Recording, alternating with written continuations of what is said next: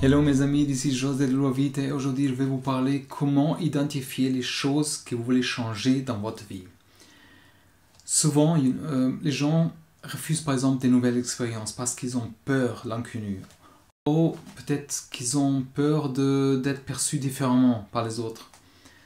Alors pour découvrir comment identifier ces choses, ce qu'on veut changer dans notre vie, on doit identifier ce qui ne fonctionne pas et apporter certains changements. Mais il peut être difficile parfois savoir qu'est-ce qu'on veut changer. Mais il y a des techniques qui peuvent nous aider à développer ça. Ça veut dire, par exemple, adopter un changement. Pour adopter un changement, on doit d'abord décider ce qu'on ne veut pas d'abord. Il y a des aspects dans notre vie qu'on n'aime pas, par exemple, et on doit envisager de les éliminer de notre vie. Si on supprime ces choses, on peut nous diriger vers une création d'une vie différente, une vie qu'on veut vraiment. Mais on doit savoir que changer quelque chose ne change pas notre vie entièrement. Ça veut dire, comment est-ce qu'on fait ça? On va développer certaines techniques, par exemple.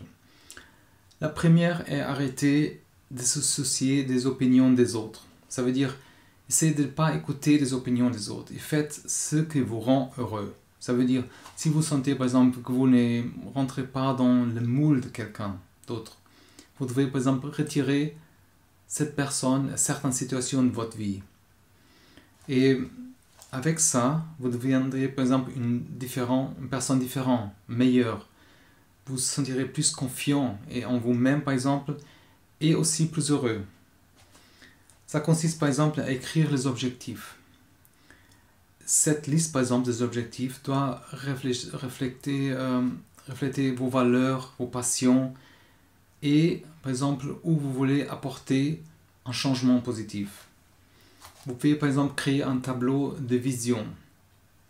Et un tableau de vision par exemple de votre vie, c'est une représentation visuelle de ce que vous voulez changer de votre vie. Comment est-ce que vous voulez vivre votre vie?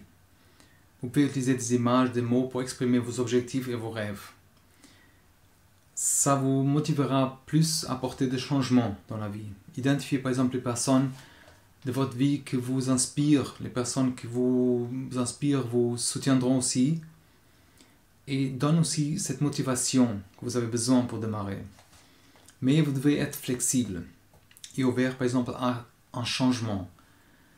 Parfois on n'aime pas trop cette partie, ces nouveaux chemins, mais il est important de trouver par exemple un soutien qu'on a besoin au cours de cette route.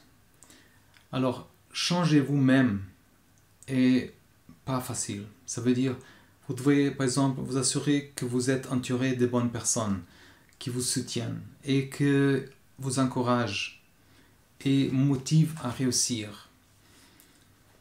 Aussi important, c'est prioriser. Ça veut dire établir des priorités super important pour devenir plus efficace. Ça veut dire, ça peut rendre par exemple notre vie avec plus de signification, d'être plus agréable. Cette priorisation demande aussi la pratique. Il fera partie, après un moment, de notre compétence, nos réflexes. Vous devez fixer par exemple un délai et être réaliste dans toutes ces approches. Une fois que vous avez par exemple cette liste, vous définissez les priorités pour chaque tâche, chaque goal par exemple. Après, vous par exemple, allez un par un et attribuez par exemple une valeur à chaque tâche. 1, 2, 3, plus, moins valeur. Avant de commencer avec toutes ces tâches, identifiez la plus élevée dans votre vie.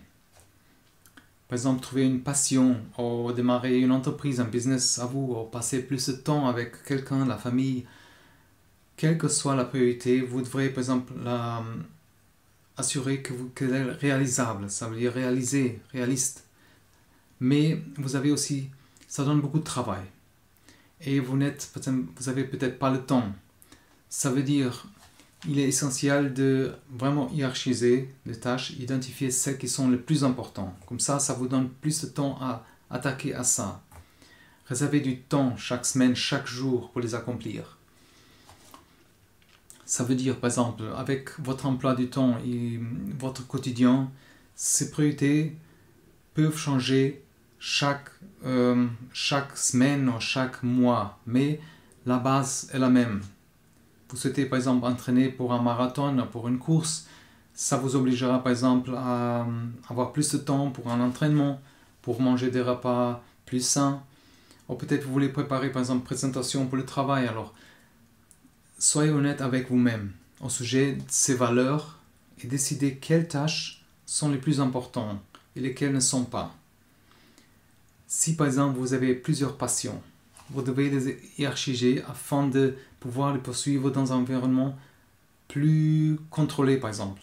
Vous devez définir vos objectifs au plus haut niveau et leur fixer un temps.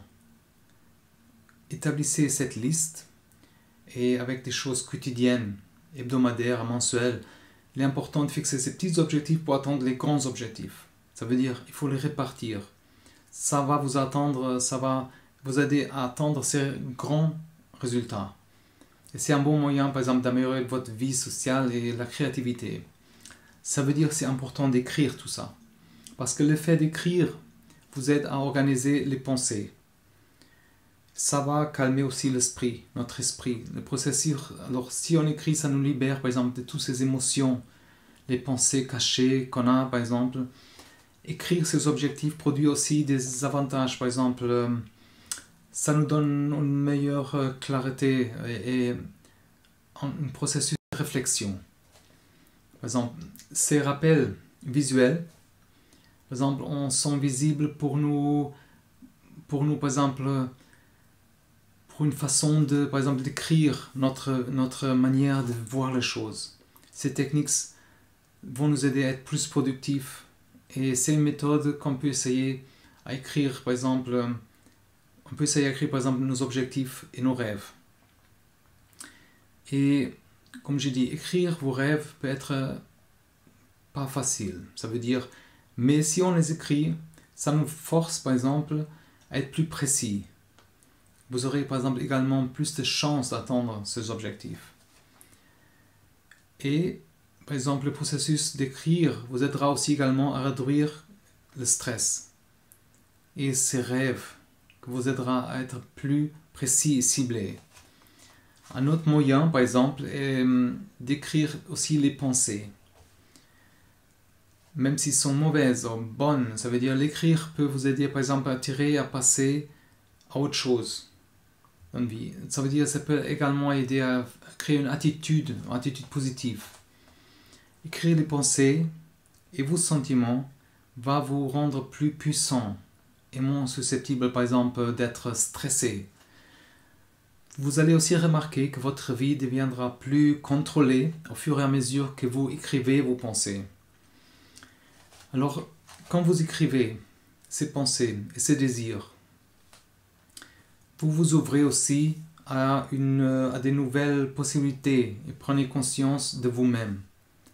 Écrire vos désirs, par exemple, peut vous aider à identifier les obstacles auxquels vous êtes confrontés, par exemple, dans votre vie et vous aidera, par exemple, à prendre des décisions pour les changer. Vous constaterez, par exemple, qu'écrire les pensées et désirs peut vous aider à sortir ces démons, ces peurs de votre vie. C'est aussi, vraiment, c'est une méthode de développement personnel qui vous rend plus confiant et capable d'atteindre ses objectifs. Et une chose très importante aussi, c'est la gratitude. Pratiquer, par exemple, cette gratitude peut se faire n'importe où. Ça peut être simple comme un sourire, remercier quelqu'un, ou écrire une lettre de remerciement, une petite note, vous voulez. Plus vous entraînez à être reconnaissant, plus cela deviendra, par exemple, une habitude. Et cet acte de gratitude nécessite, par exemple, une pensée créative, qui à son tour offre, par exemple, plus d'opportunités d'être reconnaissant. C'est un exercice qui apprendra aussi à être plus conscient des choses pour lesquelles on est reconnaissant dans notre vie. Et la gratitude peut aussi vous aider à sentir bien dans votre peau. Ça veut dire libérer des émotions négatives. Ça veut dire chasser ces émotions négatives et sortir tout ce qui est positif. C'est vraiment puissant pour se libérer, par exemple, aussi de la culpabilité. Exprimer cette appréciation pour quelque chose, ou même à vos amis, à votre famille, peut être vraiment une agréable libération. Par exemple, si vous êtes reconnaissant pour votre bien, et votre vie, votre savoir, votre bien-être, sentiment, ça libère une paix, une sérénité. Et ça, c'est la base du succès. Sans ça, c'est difficile, vraiment. On doit se sentir bien avec nous-mêmes. Alors, lorsque vous êtes, par exemple, reconnaissant pour toutes ces choses dans votre vie, vous pouvez, par exemple, atteindre vos objectifs sans être distrait par des facteurs externes, par exemple. Mais, par exemple, si on est malheureux, on a du mal, par exemple, à avancer parce qu'on est coincé dans un état d'esprit, par exemple, négatif ou de manque. Alors, plus on est reconnaissant, plus les autres aussi seront susceptibles de vous aider. C'est vraiment un moyen idéal, par exemple, pour améliorer notre vie.